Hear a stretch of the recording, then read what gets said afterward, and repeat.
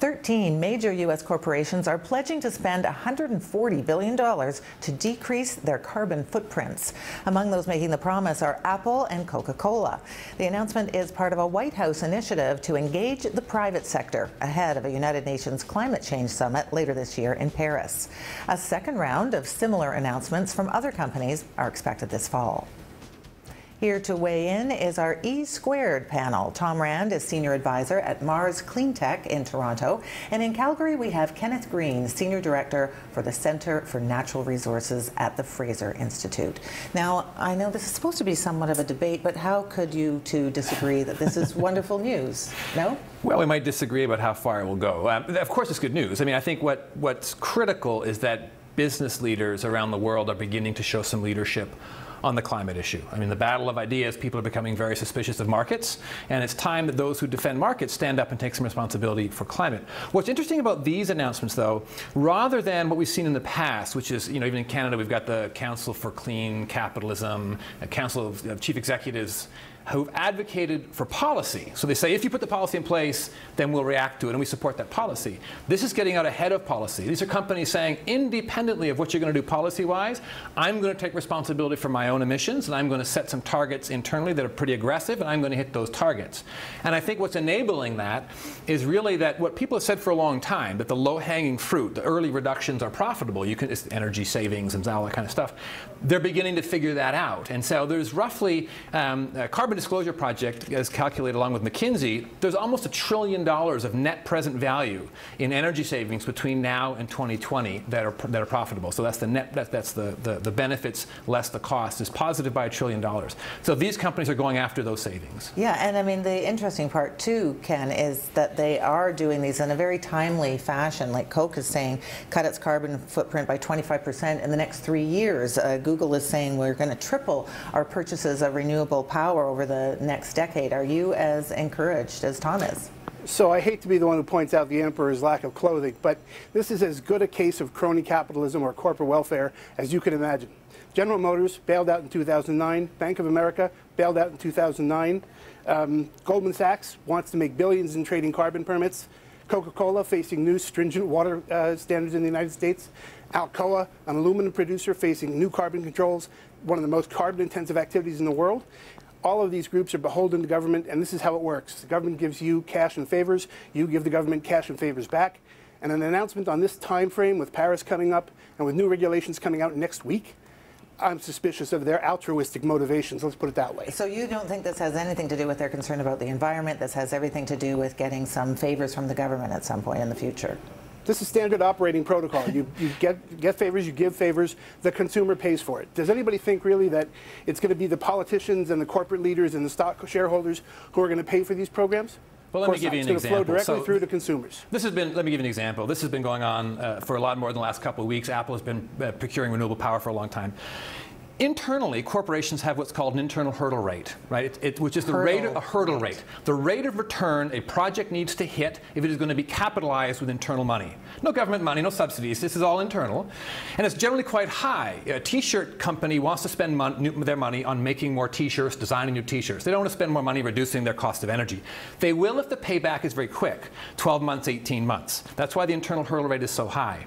What 4/5 of Fortune 500 companies have found, that the rate of return on reducing energy consumption, on reducing their carbon footprint, is higher than their corporate rate of return. So all that's happened is CFOs have had a change of heart in which they now look at energy as something that's critical to their operation, and they're willing to take rates of return that are below their normal internal hurdle rate, but higher than their corporate return rate. So they make more money reducing this energy than they do selling T-shirts. You don't really think these groups are going to say no to an Obama administration that had bailed them out? They wouldn't exist without them? They were doing this before Obama made his announcement.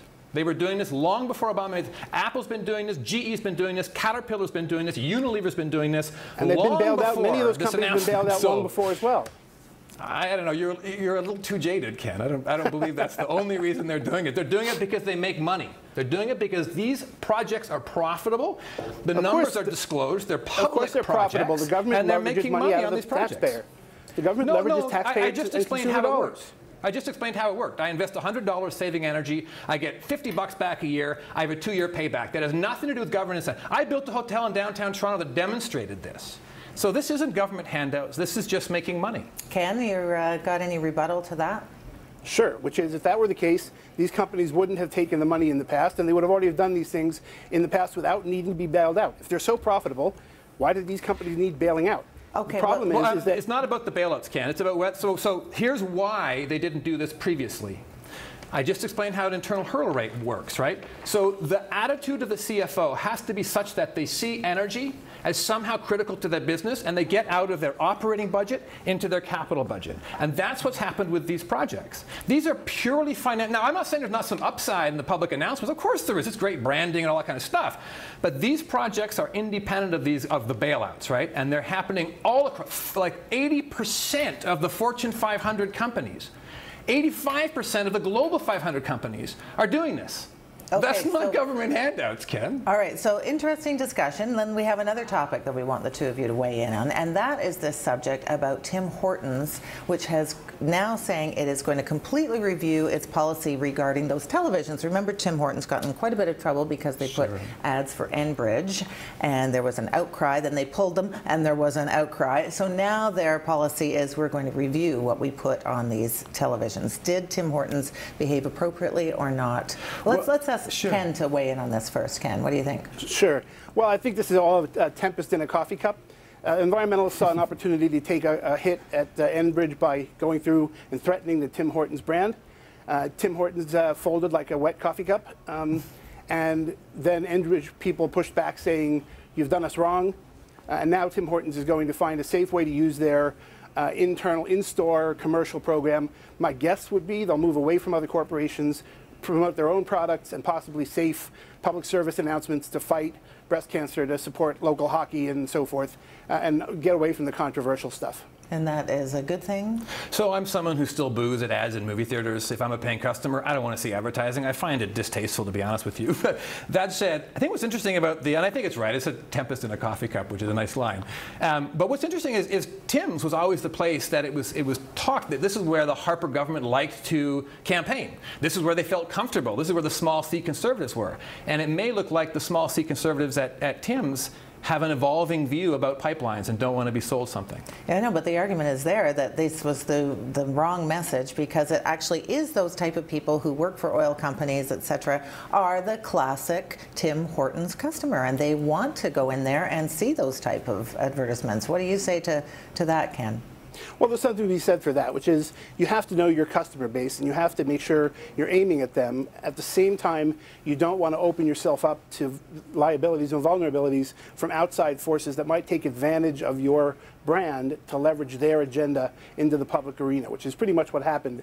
Tim Hortons has always been happy to take the money of blue-collar workers and sort of middle-class Canadians, and that's their bread and butter, as you pointed out, and those people actually like the oil sector. But it was just an opportunistic strike by environmentalists, and Tim's just went for it. Yeah, because the view that being sold a pipeline you don't want is an extreme environmentalist view. This certainly wouldn't be the view of Main Street Canada. All right. Well, thank you both for joining us today. Good commentary. Thank you.